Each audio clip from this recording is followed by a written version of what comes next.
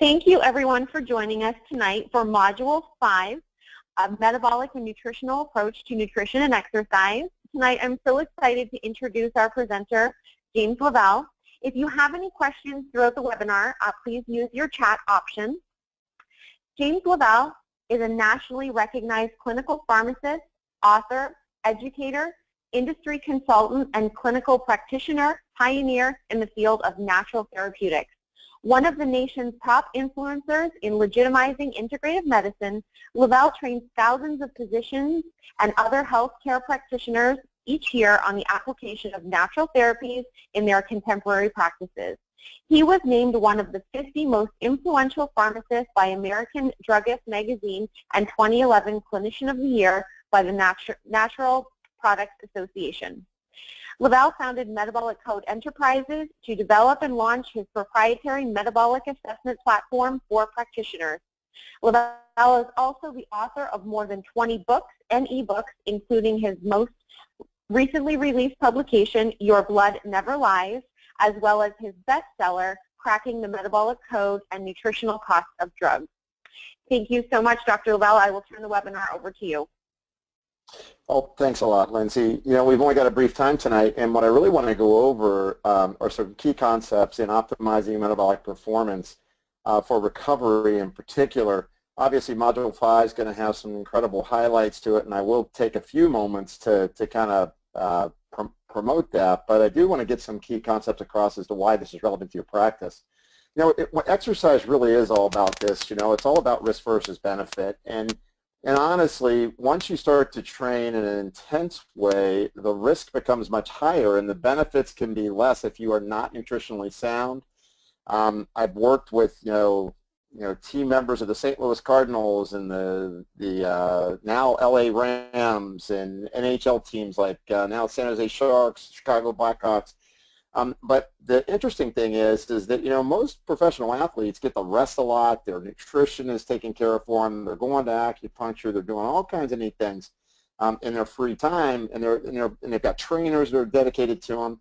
The average person coming into your office, you know, they're working 10-hour days and 12-hour days, and they decide they want to do a Tough Mudder. I just had a guy in today that way.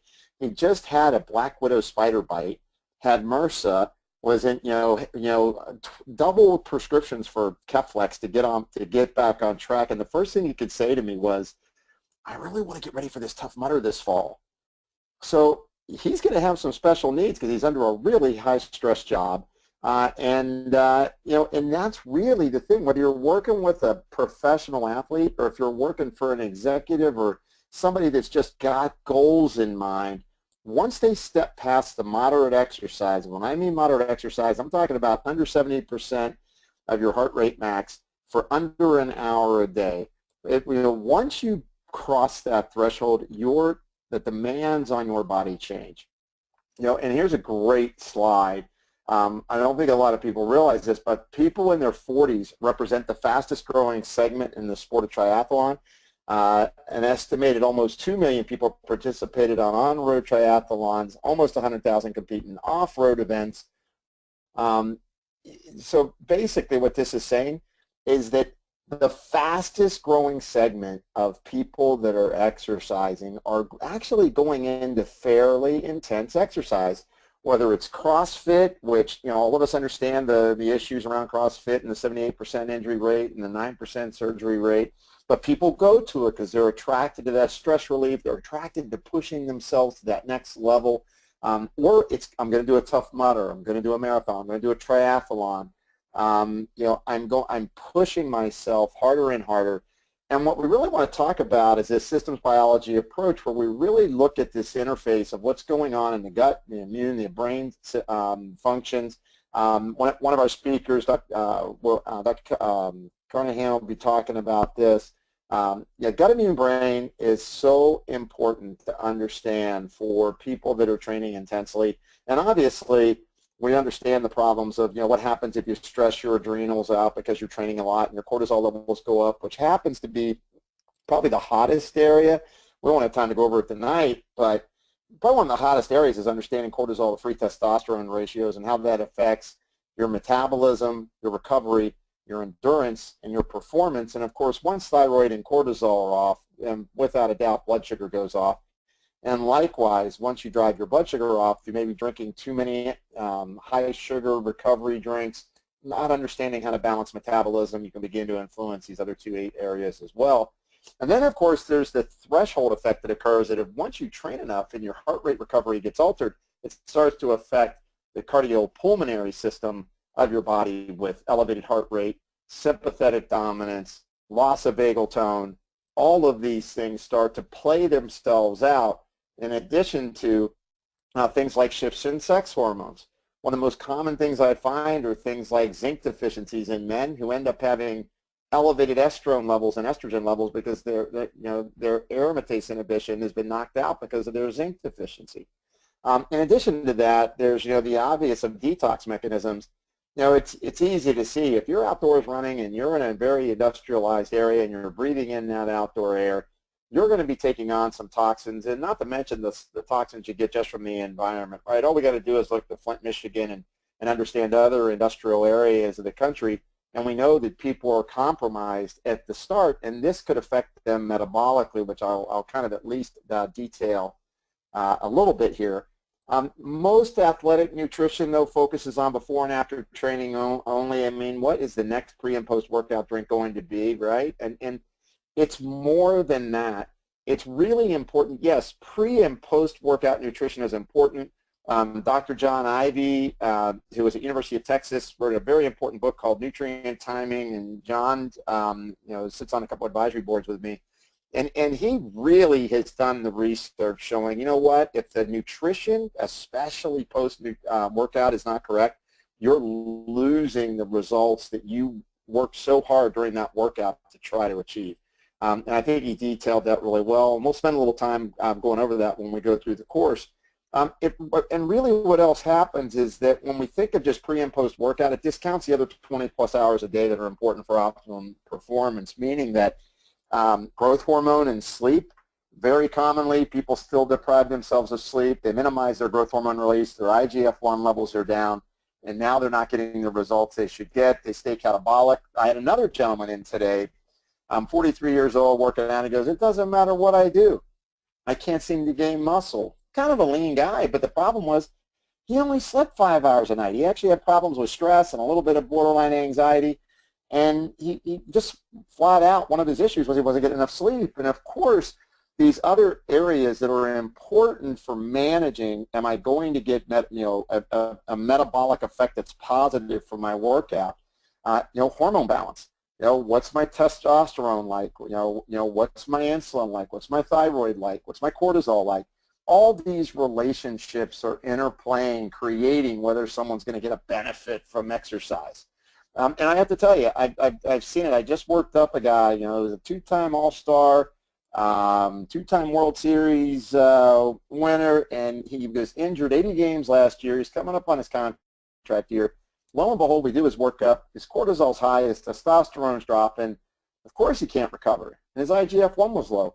Now, we can't give him testosterone. We can't give him, growth hormone. So what are the strategies that you can use for somebody if they don't want to go that route that can help them? Lo and behold, when we worked him up, he entered into spring training this year. First time he's never had to use NSAIDs, because almost every professional baseball player is using NSAIDs to keep their arms from being sore. And he's feeling like $1 million. He dropped about 5% body fat, and he's feeling fantastic. What else is important? Biomechanics is so important. We don't have time to go into biomechanics tonight, but I'm bringing in for Module 5 probably the preeminent biomechanics doc I think in the world right now. He's working with so many athletes, the top athletes in various fields, whether it's golf, hockey, baseball, football, and in addition to that, top executives. So he just doesn't work with athletes, but he's going to kind of shed some light on injury prediction and how you can do basic assessments that can really show where the person's going to fail. And I think that's really important, because so many times people get started on trying to achieve their goal of a triathlon or a CrossFit Games or whatever it is they've got, and they end up getting injured and it takes them out of the game.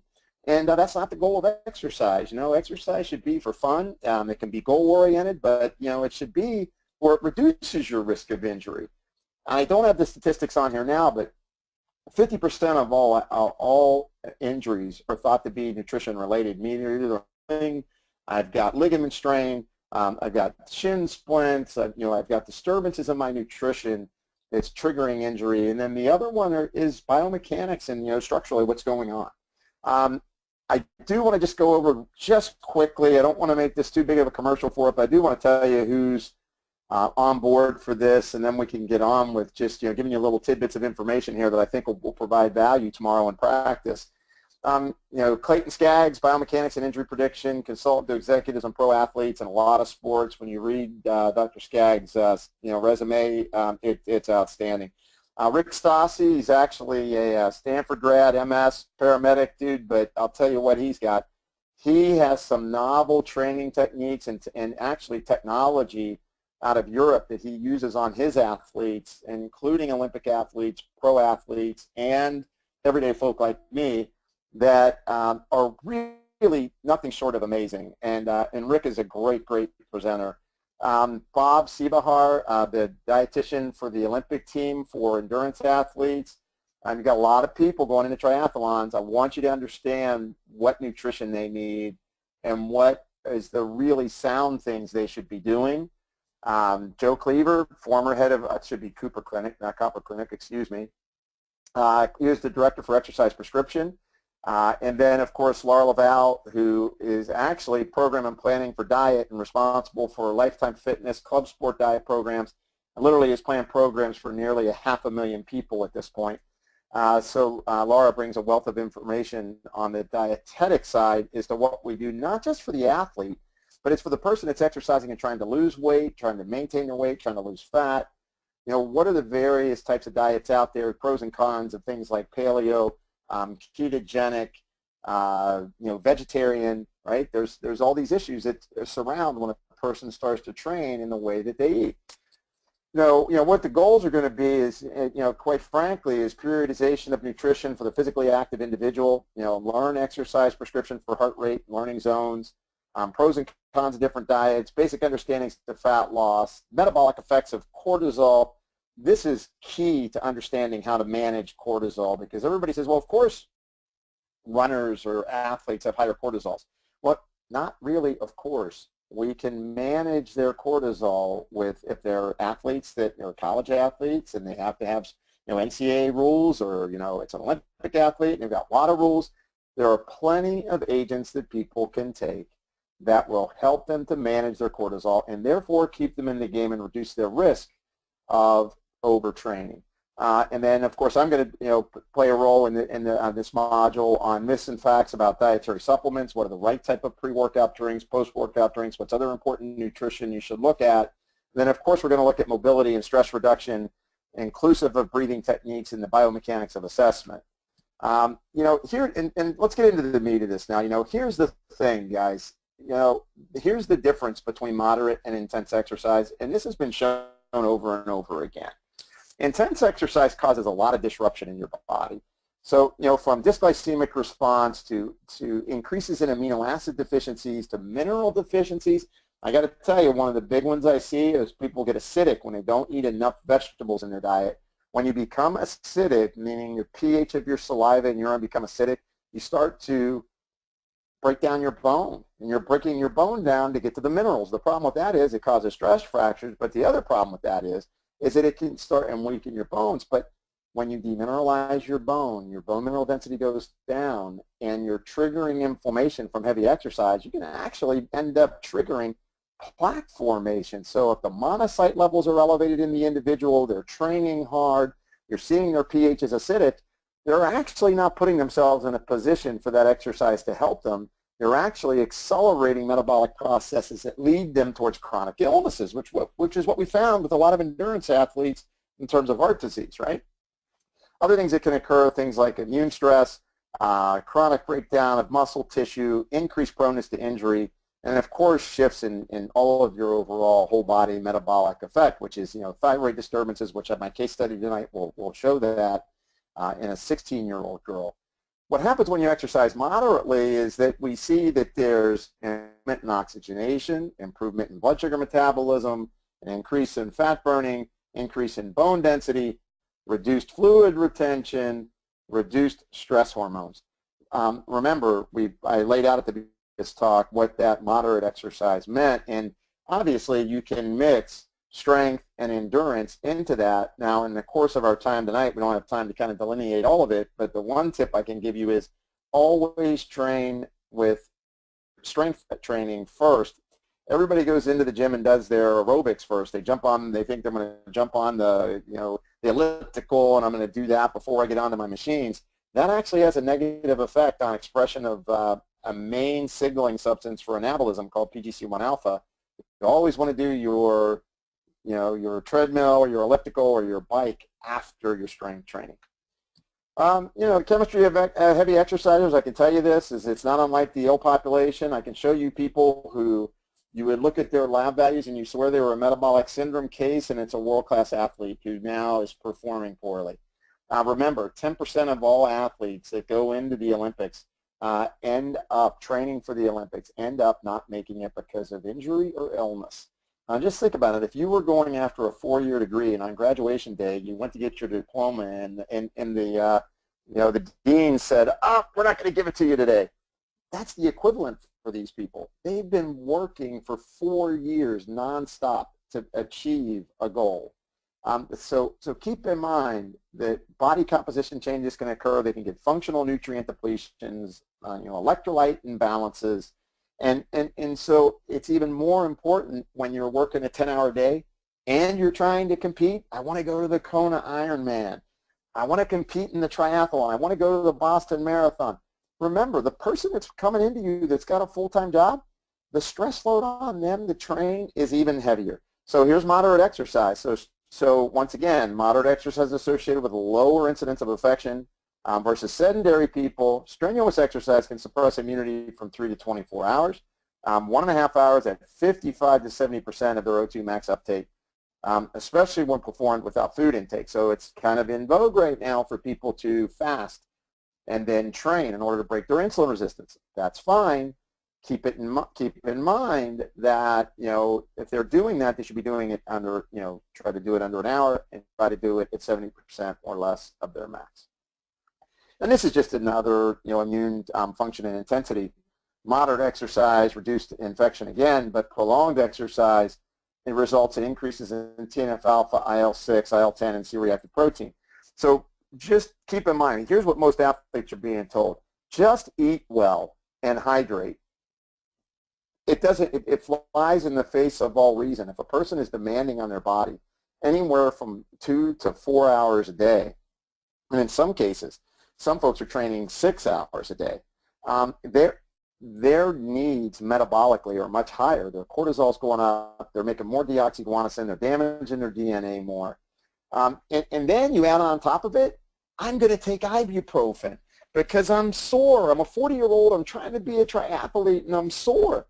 And so ibuprofen does not alter muscle damage or soreness, but you do get elevation in endotoxins and inflammatory signaling, as well as elevations in C-reactive protein and inflammatory cytokines. So ibuprofen, not the best thing to take when people are training. It also worsens kidney function post-race.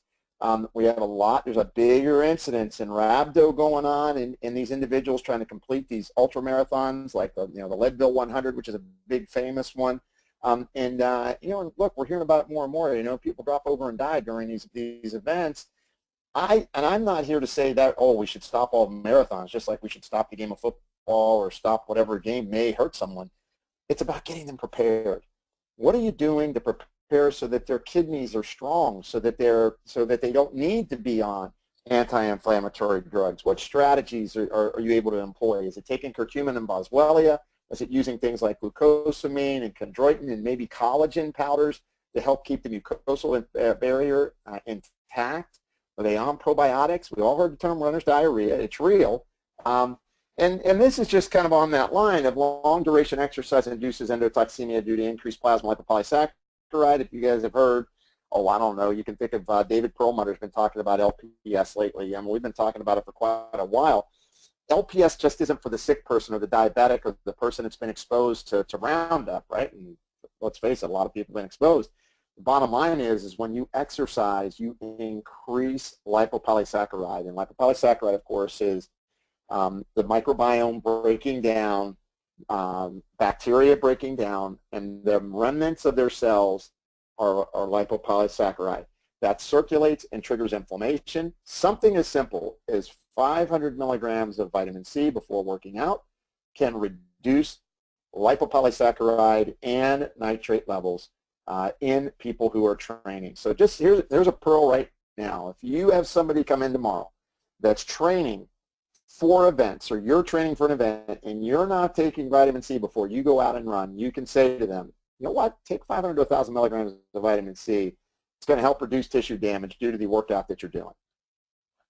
And this, once again, I just wanted to make sure you know, this has been shown repeatedly for the last 2 decades that as LPS is released into the blood, it's increased cytokine release. It can lead to fever and shock. And the longer it takes a runner to finish a race, the greater their levels of endotoxemia. The more the endotoxemia, the more risk for GI dysfunction, and the more risk for things like fibrosis to occur because of the inflammatory effect, the elevations in galectin-3, and the increase in fibrosis that can occur. You know, here's the basic effects of LPS. So, and this makes sense. White blood cells go up. What do we see after people have a post-marathon event? They get sick, right? They have more incidence of upper respiratory infection. So if I can manage the endotoxemia, manage the cortisol, they have less chance of getting an upper respiratory infection post-event, which a lot of times people get pretty sick. So if you can see here, I don't want to go through all these, but take a look. Melatonin goes down, the glutathione pool goes down, their tryptophan metabolism gets altered. They make more quinolinic acids. Of course, this is going to alter mood. And these are the things we see in people that overtrain. They get depressed, they get stressed out, they don't sleep as well, they don't recover well, so they don't clear toxin byproducts out of their body. That's glutathione. And their insulin sensitivity alters, and then we see changes in thyroid function. And that change in thyroid function, it's pretty interesting. Sometimes you'll see people with more sensitivity to thyroid hormone. So they end up shutting down their thyroid, because when they're pushing themselves and they're creating this kind of consistent elevated heart rate, your body's saying, hey, look, we don't need any more thyroid hormone. And that's been documented. I don't have anything in this, but obviously if you come to the course, you'll learn that. This was just out of, I think, a 2011 or 2012 study that showed 40 athletes followed, European Journal of Heart. This was after endurance training. This is after a marathon. Most reversed their damage to the right ventricle within a week, but 13% of the people developed fibrosis. I think that this is due to just poor management of the metabolic toxins that are triggered, and the inflammatory signaling that is triggered during the exercise event when it's not well managed due to poor nutrition status of the individual. And of course, another study on vitamin C and E, and once again, guys, I want you to get something out of this. So, interleukin-6 goes up. I mean, it's good to have IL-6 go up. It triggers kind of the full recovery event in the muscle. It's just that when it goes unregulated, you create damage. And this was where I'd said 500 milligrams of vitamin C a day, 400 units of an alpha tocopherol. Obviously, using a mixed tocopherol would be fine. Just 28 days of dosing, we saw a significant reduction in oxidative damage in muscle tissue, which that's what we're looking for, right? We're trying to keep people anabolic, not catabolic. Another one, vitamin D. I could tell you right now, the main reason I put this one in here, I just did the university. I can tell you, I think the information is coming out public now because they wrote a paper on it. We did the University of Florida basketball team. 14 out of 16 basketball players had low vitamin D status at the University of Florida. And what were they complaining of? Performance was down, immune systems were down, they were getting sick more, and they called us in to take a look and see what was going on. So you guys know the benefits of vitamin D, but when you look at this, I don't know that enough athletes are being looked at to get that level of vitamin D up over 50, right? And, and obviously the things that occur when you overtrain or you're training hard, and this doesn't just have to be with endurance athletes. This can be with the people that are doing the CrossFit type exercise, which is really metabolically demanding. They know there's an increase in rhabdo in that community.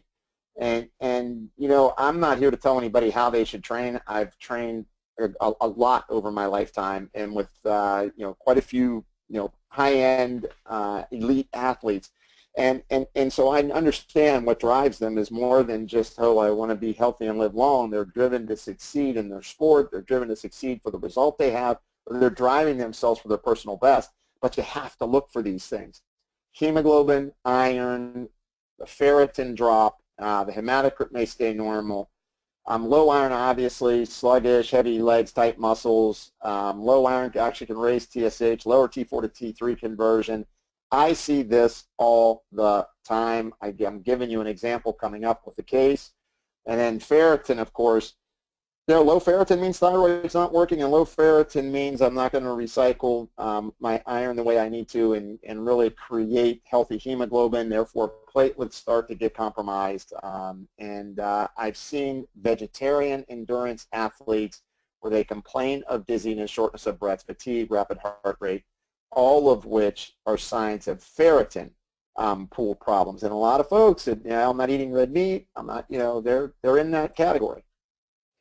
So let's go through a case study just to kind of show this. I wanted to keep this on time, and I want to leave time for a few questions. CJ is 5'6", 125 pounds, 16-year-old female, 800-meter track athlete who also runs cross country. She runs 6 days a week, gets a massage weekly, is vegetarian, and experiences restless legs, and reports her last period being 120 days ago. She sleeps 8 hours a night rested, and I have her parents with me. They verified this when we were doing this. And on her food log, which our dietitian performed, and her parents were acknowledging that she eats at meals 2,800 calories a day. So she's not an endurance athlete eating disorder teen. She's eating calories. She's sleeping, but because of her vegetarian lifestyle, her period is stopped. She is lean. She does tend to get aggravated easily from family, does have some belching and burping, and reports being dairy and gluten intolerant and has seasonal allergies. Her medication, only medication she was taking, ibuprofen about 3 times a week. What were the labs of significance for her? Her iron content was low. Her platelets were low. Her eosinophils were high. She has seasonal allergies. So it was a mist of allergy season when we did this. Her neutrophils were low. And she's pushing her immune system hard. She's waiting to get sick after a big event, right? Because the neutrophils are down. The eosinophils are up. The monocytes are kind of trending a little low. She doesn't have a good defense because she's training so hard and really doesn't have the nutrients to support the level of training. And this is I'd say a very elite high school athlete. If you look, her free T4 was low, and her free T3 is trending low, and her ferritin was low. I did not list this on here. I missed it, but her ferritin pool was also low. So, so she's that perfect example of that 16-year-old athlete training hard, vegetarian diet, and she has basic needs that aren't being met. She's not taking a multi. She was taking a fish oil, about the only thing I think she was taking. But she's low in magnesium. The iron and the magnesium are probably the causes of her restless legs and her muscle cramps. She did not have an abnormally large MCV or red cell width, so didn't have a big B vitamin deficiency. She ate a lot of greens actually. Is fairly good with eating vegetables. pH of her saliva was actually at 7, so she wasn't acidic. But this is a perfect example of someone who is really looks pretty healthy, but now she's amenorrheic. She's iron deficient. Her platelets are low. Her thyroid hormones are low. And this is somebody waiting to have a crash. Oh, my heart rate starts going up, right? This is the classic thing. The heart rate recovery goes down. Now that the doctor will say, oh, we got to get you off of playing your sport, and hey, we may have to put you on a beta blocker. Or that the allergies take her out of her ability to compete, and that's one of the most common signs or things that occur that triggers poor performance in an athlete, or seasonal allergies. And of course, she's got a little bloating and a little bit of discomfort, so she could be having a little bit of dysbiosis. But in the end, this is a perfect example of a healthy person training hard at a young age who starts to have nutritional deficits. Imagine the 40-year-old who's maybe been, or the 35-year-old who's been maybe vegetarian for 20 years and doing this. So what was the plan for her? We put her on an adrenal adaptogen that included cordyceps, and the reason we added cordyceps, cordyceps improves platelet production and also improves oxygen binding capacity on the hemoglobin. We put her on iron, we put her on a multi. We gave her magnesium threonate. The reason we gave her the mag threonate was to kind of calm her down, get her a little less agitated. It has nice neurologic functionality. And then we added, we made sure she took a omega-369 instead of just an omega-3. So we thought the GLA would be important to kind of get her menses on track. We added super starch to her exercise, so her endurance would improve and we wouldn't get cortisol spikes. And then we used a vegan protein with her. She was, pretty staunch on wanting to support that, so we did it. Then we also put her on an organic iodine capsule, 1 milligram per day. We'll track that, see how that does for her thyroid. And actually, I talked to her father, who actually was a former professional athlete himself. And 4 weeks in, she's cranking out personal bests, has better endurance, stamina, sleeping better, and feeling stronger.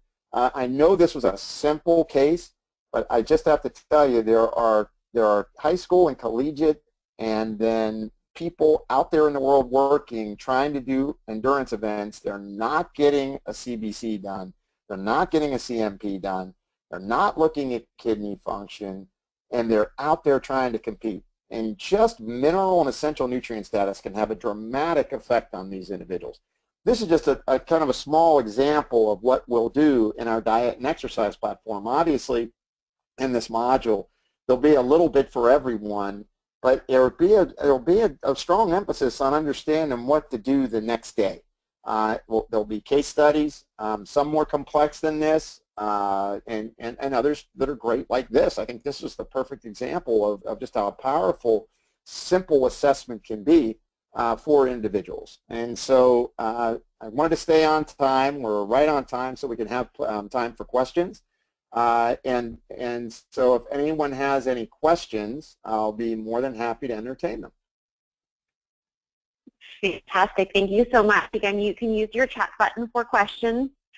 And in the meantime, Dr. Llewellyn, I want to thank you so much for joining us. Module 5 is a vital module in the Fellowship in Metabolic and Nutritional Medicine through the Metabolic Medical Institute. Module 5 will be presented live by our expert faculty in Chicago on June 16th through the 18th. For more information, please call your education advisor, or you can call me directly at 561-777-6807.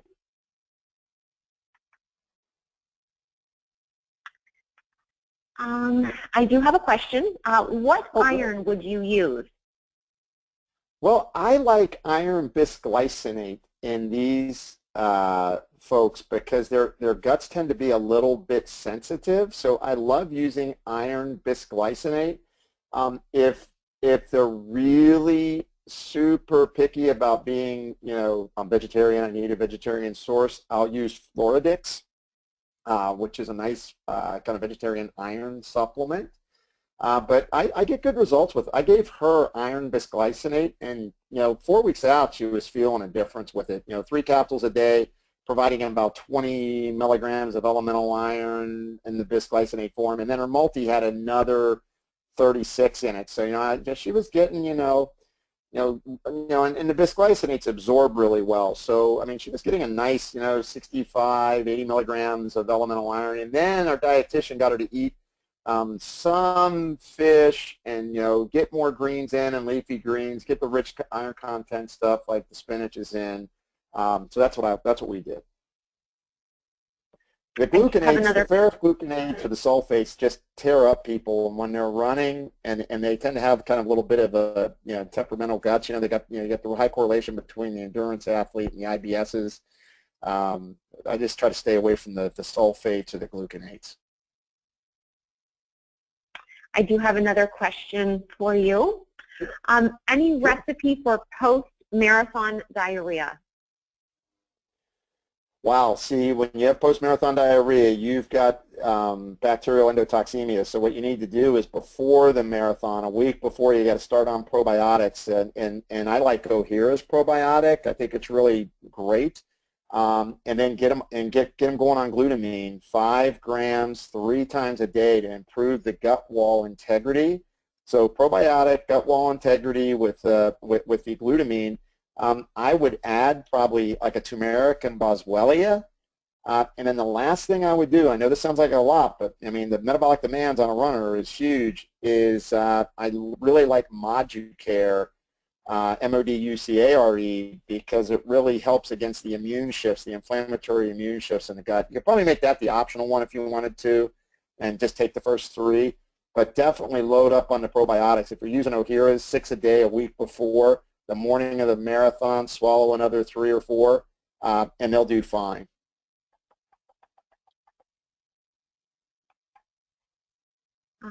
I think that wraps up the questions. If anyone does have more questions, please submit them and we will address them by email. We want to thank you again for joining us. Dr. Lavelle, any final comments? No, I hope all of you, if you have athletes and people that are coming in and exercising on a regular basis, I know without a doubt, if you take the time, the 16th, 18th, to come and listen to the experts that I've been able to assemble for us to pull this together, you are going to get a world of knowledge that will be applicable and meaningful, and you'll see results in the people that you're taking care of. So, you know, I really look forward to seeing you. And I know you're going to get novel, new information that's cutting edge from literally world-class presenters. Thank you so much. Everyone have a nice evening.